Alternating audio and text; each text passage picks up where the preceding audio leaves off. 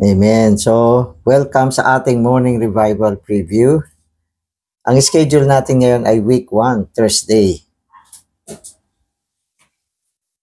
Yung mga Bible verses natin dito ay 1 Peter 4:14, 3:4. If you are reproached in the name of Christ, you are blessed because the Spirit of glory and of God rests upon you.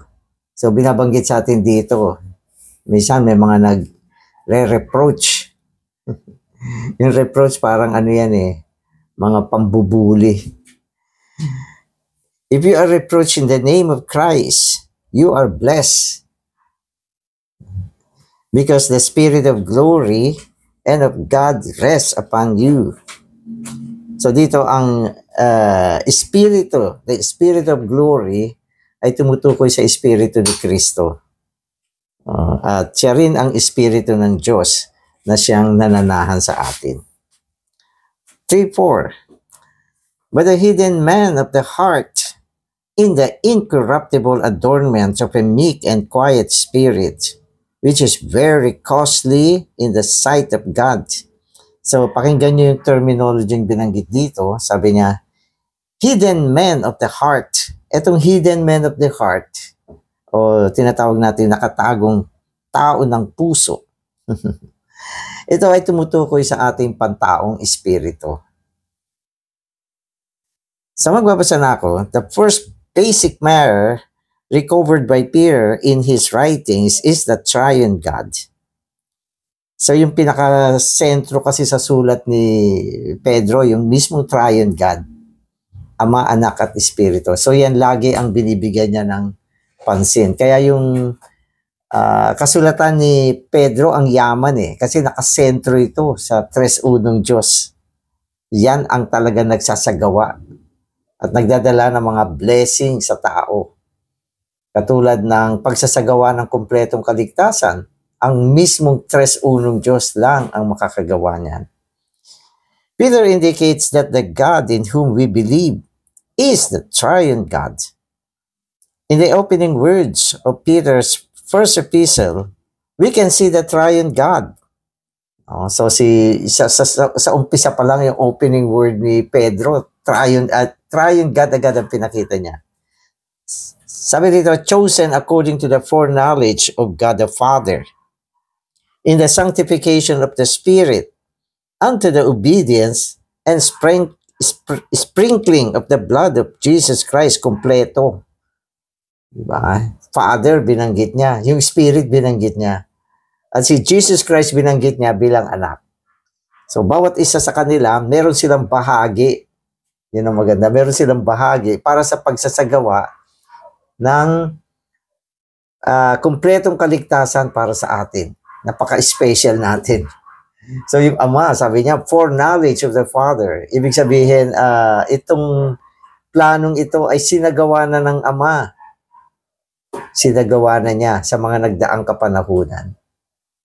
Nakasentro ang kanyang paggawa. No? Mula pa nung tinatag ang buong sansinukob. Ang tagal na nun. At ito ay sinagawa niya sa pamamagitan ng kanyang anak. Sabi rito, sprinkling of the blood of Christ, yung dugo ng kanyang anak. Ang dugo kasi, ito ay ang sentro ng katubusan. Dahil ang tao ay natisod, kaya kailangan ng pagsasagawa ng katubusan. Kaya ang katubusan na ginawa ng Panginoong Hesus ay sa pamamagitan ng pagdaloy ng kanyang dugo. Yan. At yung application niya, ito yung Espiritu. So kung ano yung plinano ng Ama, sinagawa ng anak, in-apply naman ng Espiritu. Yung Espiritu ang reaching. Siya ang application. Siya yung nagdala ng lahat ng mga accomplishment ng Ama, ng anak. Kaya ang Espiritu ay isang daloy yan Yan ay realidad. Kung walang Espiritu kasi, magiging istorya lang lahat. Walang application. Kaya kumpleto ang Tres Unong Diyos. Amen. Here we have the foreknowledge of God the Father, the sanctification of the Spirit, the obedience and sprinkling of the blood of Jesus Christ. God the Father has regenerated us. Christ has accomplished redemption with his chosen blood, precious blood. And the Spirit applies God's full salvation to his chosen people. So, inuulit sa atin, ang Ama ang siyang nagsilang sa atin. Yun, ang Ama ang nagsilang. So, yung pagkasilang natin, ito ay gawain na sinagawa mismo ng Diyos. Para siyang nanganak. Sinilang tayo. Okay. Tapos, si Kristo naman ang nagsagawa ng katubusan sa pamamagitan ng kanyang mahalagang dugo. At ang Espiritu naman, in-apply niya itong full salvation sa kanyang sa mga piniling tao ng Diyos. Kaya makikita natin ang buong tres unong Diyos na nagsagawa ng kumpletong kaligtasan.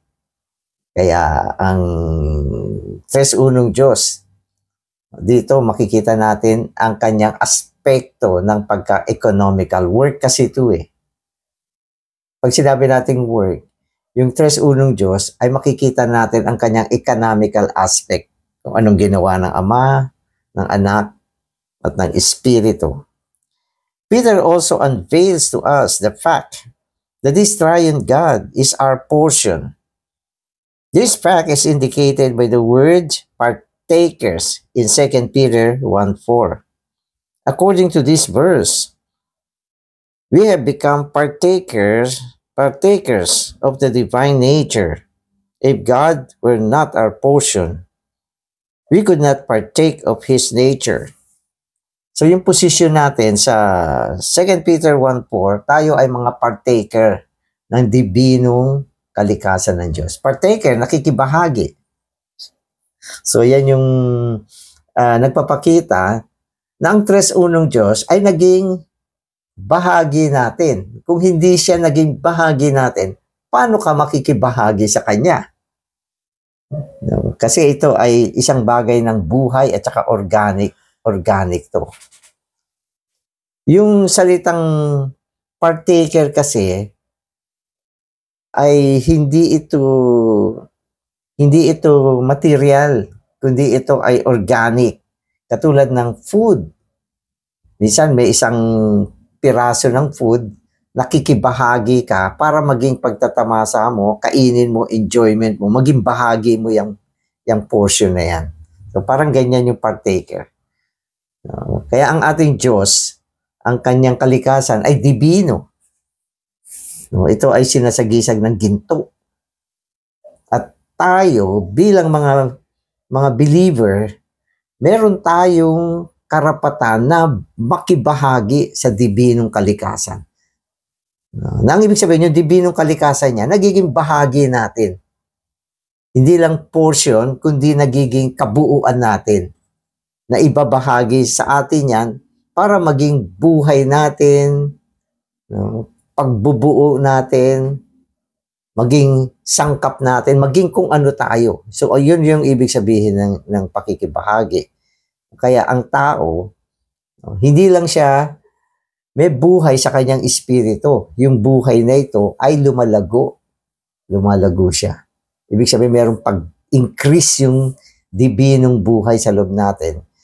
Kasi tayo ay nakikibahagi sa dibinong kalikasan ng Diyos.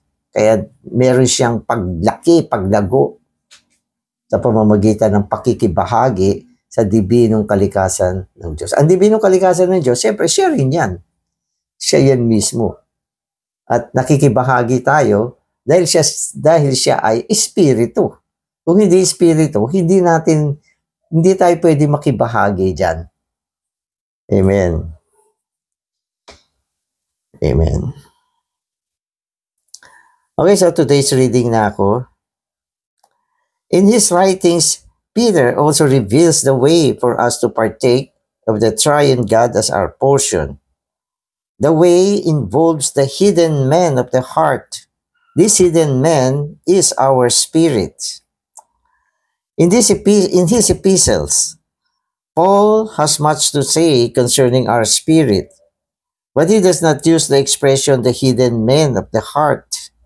This hidden man, our human spirit, is the means by which we enjoy the triune God as our portion.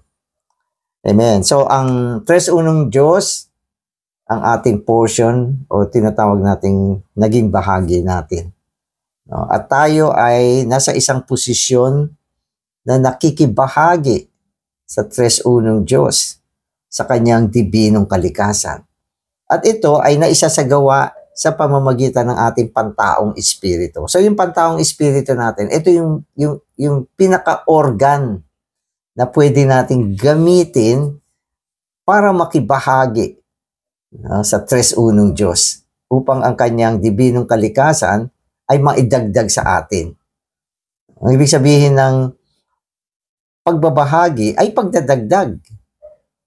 Katulad ng example ko kanina, kung kumakain ka, yung food na idadagdag sa'yo, nagiging bahagi mo yan. No? Kaya ang isa sa pinaka-importante makita natin, ito ay nangyayari na isasagawa sa pamamagitan ng espiritu natin. Yung espiritu natin ay yun ang ating pinaka-organ para maisagawa ito. Tapos dito sa sulat ni Pedro, yung ating espiritu ay tinatawag na hidden man, nakatagong bahagi ng tao, o isang tao siya na nakatago. Kasi siya yung pinakamalalim na bahagi ng tao. Kaya kung tawagin siya ay hidden man.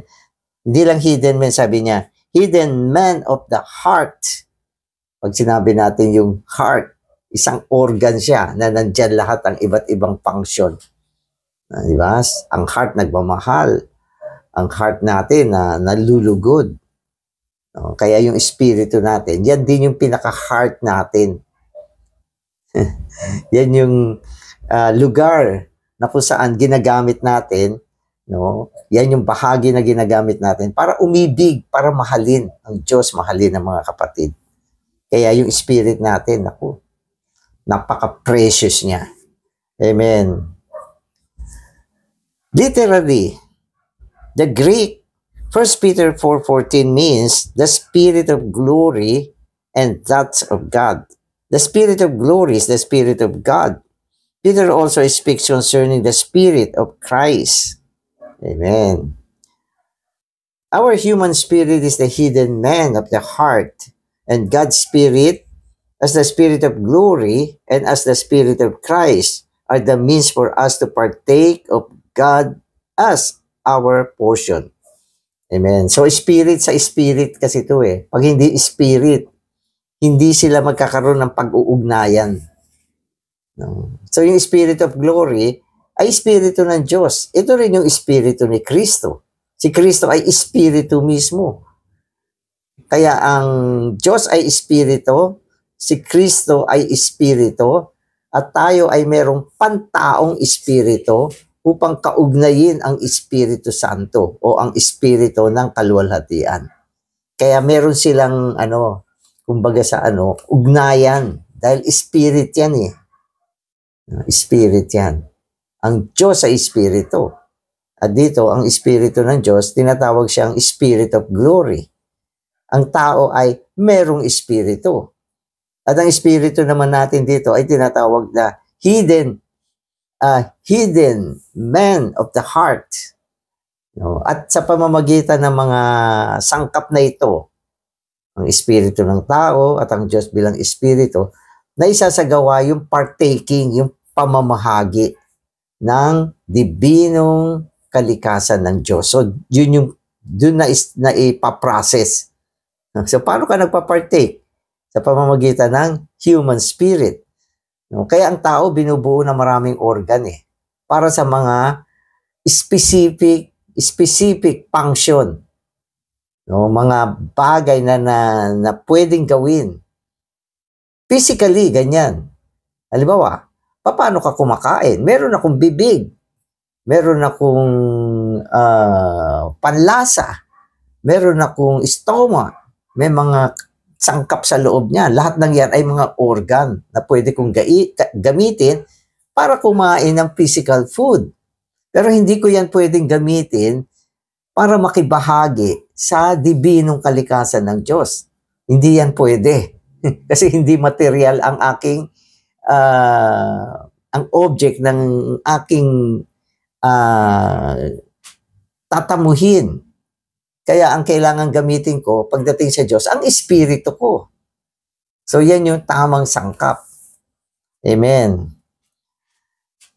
The structure of 1st and 2nd Peter is the triune God, who has been processed to become our portion, so that we may participate in Him, partake of Him, enjoy Him through His Spirit, who is the Spirit of Christ and the Spirit of glory, and by the exercise of our spirit. So maganda to. Yung Diyos natin, triune, Ama, Anak, at Espiritu. Ngayon itong triune God, dumaan sa proseso. Pag sinabi mong proseso, ito ay mga bagay na dinaanan niya iba't ibang hakbangin. No? So, yan yung sinasabi natin, ang Diyos ay nagkatawang tao. Dati, hindi naman siya tao. Pumasok siya sa pagkakatawang tao. At tapos, namatay siya sa krus. O yan ay isang proseso. Ang kanyang kamatayan sa krus ay isang proseso. Di ba? Nabuhay siyang muli. On the 3rd day, nabuhay na muli. Ang pagkabuhay na muli, isang proseso din. At siya ay umakyat sa sangkalangitan. Proseso din niya. So, dumaan siya sa mga process. At sinabi ng 1 Corinthians 15:45, siya ay naging espiritu na nagbibigay buhay. So, yan yung pinaka-consummation ng 3-1 Diyos. Pinaka-kabuuan na niya. Itong, ibig sabihin, espiritu nagbibigay buhay na nadala naman sa atin bilang bahagi natin. At dahil siya ay naging bahagi natin, nagiging partakers tayo ng kung ano siya.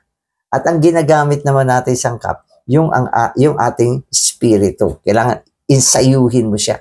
Exercise your spirit.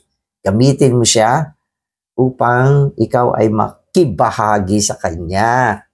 So, walang ibang sangkap na pwede natin gamitin. No? At sa pakikibahagi natin, sa pamamagitan ng paggamit ng ating espiritu, yung Kanyang divine nature, na idadala sa atin, na itutusto sa atin, nagiging katamasahan natin, nagiging bahagi natin, no? At nagiging buhay natin, tustos ng buhay natin. So yan yung situation na pinakikita ni Pedro. At syempre, dito tayo lumalago. Diba? Dito tayo natatransforma. At sa pamamagitan ng mga proseso ng paglago, pagtransforma, sinabi nga sa atin nung nakaraan, tayo ay nagiging mga buhay na bato. Ang transformation ay upang gawin kang mahalagang bato, buhay na bato. Para saan? Para sa pagtatayo. Amen. Kaya ang yaman ng mga pananalita niya. Amen. So we enjoy Him by exercising our spirit to cooperate with and respond to the divine spirit. If we hold firmly to the basic thoughts and the basic structure as we study all the points in the writings of Peter, we will be enriched. We will experience the triune God in a very rich, absolute, and detailed way. Amen. So, kaya nga pinapakita sa atin itong struktura na ito eh. Ito ay isang struktura, no? Isang paglalarawan para mabuo sa ating kaisipan itong mga structure na ito. No? Kung paano siya naiporma. Ganun. At upang kapag malinaw ka sa mga strukturang ito, no, ang karanasan mo sa Panginoon ay magiging mayaman. Naiintindihan mo kasi yung kaisipan mo naintindihan ito. Diba? So una, naintindihan natin kung paano siya naproseso. At sa pagdaan ng Diyos natin, ng 3:1 Diyos, sa isang proseso, marami siya na-accomplish dyan. Kasi yung redemption, ano yan accomplishment yan Yan yung lumutas sa problema natin bilang mga natisod na tao. Nalutas niya yan. At yung mga proseso na yan, na dinaanan ng ating Panginoon, yan din ang nagkwalipikado sa Kanya para maging isang redeemer para sa atin, para makapasok sa atin, no? Para maisagawa niya yung plano ng Diyos tungo sa loob natin.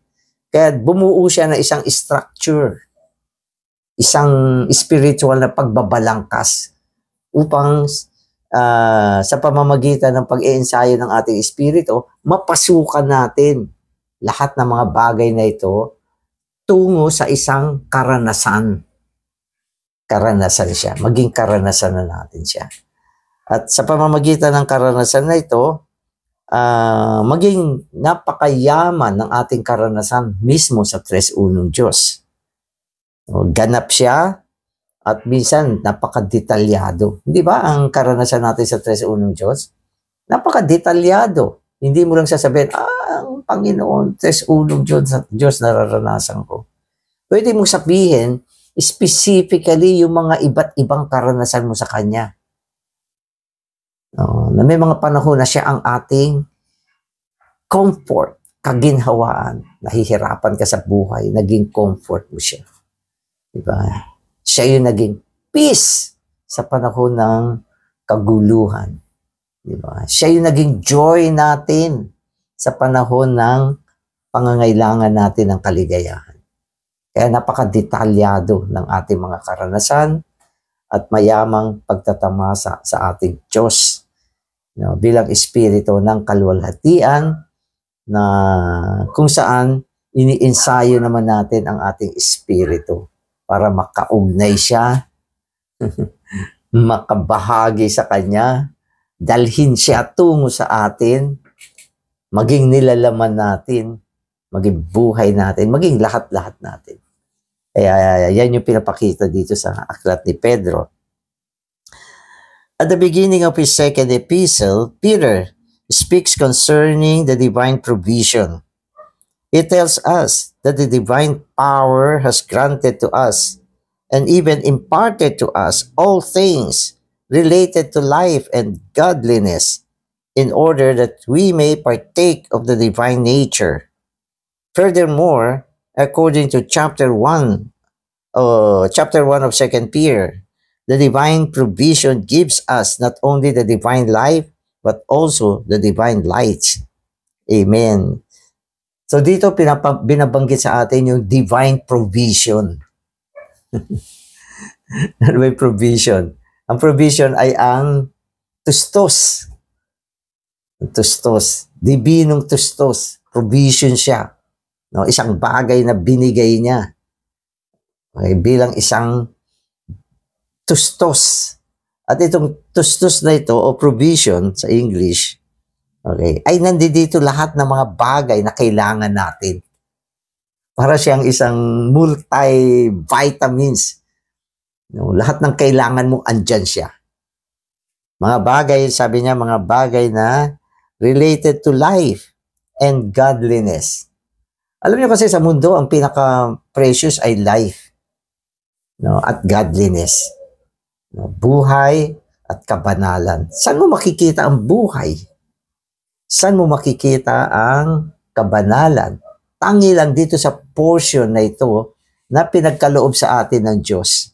Kaya sa kanyang espiritu, nandyan lahat. Ang kanyang espiritu ay buhay na kinapapalooban ng lahat ng ating pangangailangan. Kumpleto siya.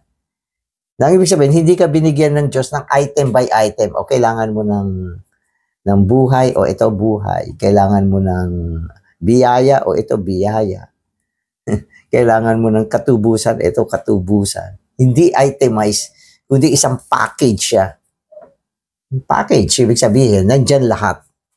Kung anong kailangan mo, andyan sa provision na binigay niya. At lahat ng mga provisions na ito, may kaugnayan sa buhay. Ang buhay kasi kumpleto eh. No? At yan ay dinala sa atin sa pamamagitan ng Espiritu. Kaya ginagamit natin yung term na all-inclusive spirit. Na ang ibig sabihin, sa Espiritong ito, nakapaloob lahat ng mayaman at kasaganaan ng pagpapala ng Diyos, no, na ibinigay sa atin. At naging portion natin yan. Naging bahagi natin yan. So mapapansin nyo yung buhay natin. Di ba? Napakayaman at sagana, no, na mga bagay na nanggagaling sa buhay ng Panginoon na dinala niya sa atin. At isang item na matindi dito sa buhay na ito ay ang kabanalan. Walang kabanalan maliban sa buhay na ito. Kaya dibinong buhay siya. Ang Diyos lang ang banal. Ano mang gawin mo sa buhay mo, hindi ka pwede maging banal. Ang kabanalan ay nature. Nature yan ng Diyos eh. yung iba kasi kung ano-anong inaarte para magmukhang banal. O yung iba naman, dinadaan yung kabanalan nila sa kanilang pananamit. Yung iba nagdadamit ng kung ano-ano mga itsurang banal. At maging yung kanilang itsura, ginagawa nilang itsurang banal. Pero hindi yan ang kabanalan. Ang kabanalan ay kalikasan ng Diyos. At ang Diyos lang ang meron yan na dinala sa atin. Amen. Amen. Tapos sinasabi niya rito, okay, isa sa mga sangkap na masusumpungan natin sa dibinong buhay ay ang dibinong liwanag. So kanina binanggit natin yung kabanalan. Di ba? At pagkatapos ngayon binabanggit natin yung dibinong liwanag. Kasi itong mga binabanggit natin na ito yung mga major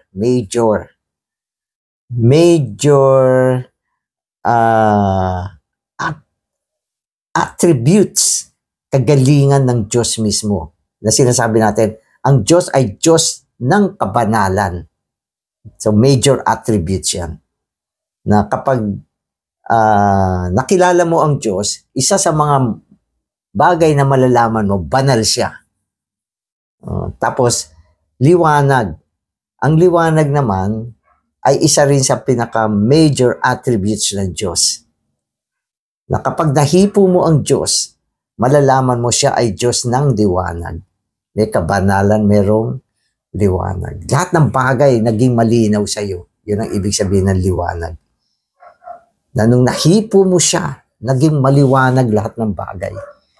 Dati hindi mo naiintindihan ang maraming bagay. Pero nung mahipo mo itong Diyos na ito, wow, ang liwanag ng lahat ng bagay. No? Para kang nakalabas sa isang katiliman na wala kang alam. Tungo sa matinding liwanag. Kaya yan ay mga provision na binahagi sa atin. At lahat ng ito nagiging bahagi natin sa pag-iensayo ng ating espiritu. Salamat na lang, meron tayong espiritu. Kung hindi mo mararanasan yan. At yung mga bagay na ito, hindi natin magiging bahagi. Meron tayong espiritu kasi. No? So, ang espiritu natin, ang lakas ng power niya. Yan ay binigay ng Diyos, special organ yan. Nung nilikha niya yung tao, hininga niya yung hininga ng buhay sa ilong ng tao. Nanggaling sa Diyos yung hininga ng buhay. At yun ang naging espiritu ng tao. Kaya naging iba siya kaysa sa mga nilalang sa buong mundo. Kasi meron tayong espiritu. Kaya sinasabi natin, pag isang tao, hindi niya ginagamit yung kanyang espiritu, maski may espiritu siya, parang hayop din siya. Kasi hindi niya ginagamit yung espiritu niya. Ang espiritu ay walang hayop. Ang hayop pala ay walang espiritu. Sorry. Ang hayop ay walang espiritu. Maski na gusto nilang gumamit ng espiritu, wala silang espiritu. Kaya, yun lang ang wala sila. Pero ang tao, merong espiritu. Pero kung hindi mo siya gagamitin, o di, parang hayop din ang tao. Kaya importante, gamitin natin ito. Ito ay isang special gift na binigay ng Diyos nang nilikha niya ang tao. Human spirit. Napaka-precious. Amen. At the end of his second epistle, Peter says, grow in the grace and knowledge of our Lord and Savior, Jesus Christ. Here, the knowledge of our Lord is equal to the truth, the reality of all that He is. Although Peter covers many matters in his epistles, the basic structure of his writings is the triune God becoming our grace, that we may enjoy Him, grow in life, and through the growth in life, be perfected, established, strengthened, and grounded in the triune God. So, ang ganda nitong last part nito, na sinasabi sa atin. In-encourage tayo na lumago sa loob ng biyaya. At lumago din sa kaalaman ng Panginoong Jesus na ating tagapagligtas at Panginoon. Kailangan lumago ang ating knowledge. Pero yung knowledge dito, hindi siya objective. Ang knowledge kasi, hindi yung maging marunong, maraming alam. Hindi yan. Yung knowledge dito ay truth, katotohanan. At ang truth ay reality. Kaya kaiba siya sa mga knowledge sa world. Ang knowledge sa world, ang dami mong alam. Sa science, marami kang alam. At maraming mga history kang alam. Hindi yan ang knowledge. Ang knowledge of the Lord, ay tumutukoy sa katotohanan. Ang katotohanan, hindi naman din yung mga bagay na totoo. Kundi ang katotohanan ay reality. Reality siya. So, iba ang reality. So, bibigyan ko kayo ng halimbawa. May mga tao nag-aral ng kuryente. Hindi ako nag-aral ng kuryente. Hindi ako marunong sa kuryente. Kaya takot ako sa kuryente. So, may mga tao na specialist sila tungkol sa kuryente. Marami silang alam. Ang dami nilang alam tungkol sa kuryente. Pwede kang magtanong. So, yung mga alam nila ay knowledge. Knowledge lang yan. Pero isang araw, sa hindi sinasadyang pagkakataon, nahawakan nila yung kuryente. Boom! Yon ay reality. Intindihan nyo? Kaya, nung mahawakan niya yan, dati marami kong alam, pero ganun pala siya. So, maraming mga tao maraming alam. Maraming alam sa Biblia, pero wala ring realidad. Pero isang araw, na ginamit mo yung espiritu mo, nahipo mo talaga ang Diyos, nakita mo siya, nagliwanag ang lahat ng bagay sa buhay mo. Napuspos ka. Puspos ka ng pag-ibig. Nakadama ka ng totoong kabanalan. Yan ay reality. At yan ay truth. At yan ay knowledge tungkol sa Panginoon. Ngayon, ang pagsasalita mo, iba na. Amen. So, halimbawa, another example. Magaling ka sa isang tungkol sa pagkain. Dami mong alam. Sasabihin mo. Yung mansanas, ito, ang daming vitamin nito, ano. So, knowledge lang yan. Pero isang araw, yung mansanas, kinagat mo, kinain mo, nilasahan mo, in-enjoy mo. Truth yan. So, magkaiba yung knowledge at saka truth. Ang mas mahalaga sa atin, yung truth. Na talagang madala tayo sa tres-unong Diyos. Gamitin mo yung espiritu mo. Yan ang magbabago sa buhay mo. Amen. Kaya, makibahagi tayo sa tres-unong Diyos. Amen. So, salamat Panginoon. Ikaw ang naprosesong tres-unong Diyos na dumating sa aming buhay. Dinala mo ang buhay, ang kasaganaan mo tungo sa loob namin. Salamat din, binigyan mo kami ng espiritu ng tao upang magkaroon kami ng kaugnayan sa iyo. Patuloy namin sayuhin ang aming mga espiritu at patuloy na makibahagi sa iyong kabanalan. Amen.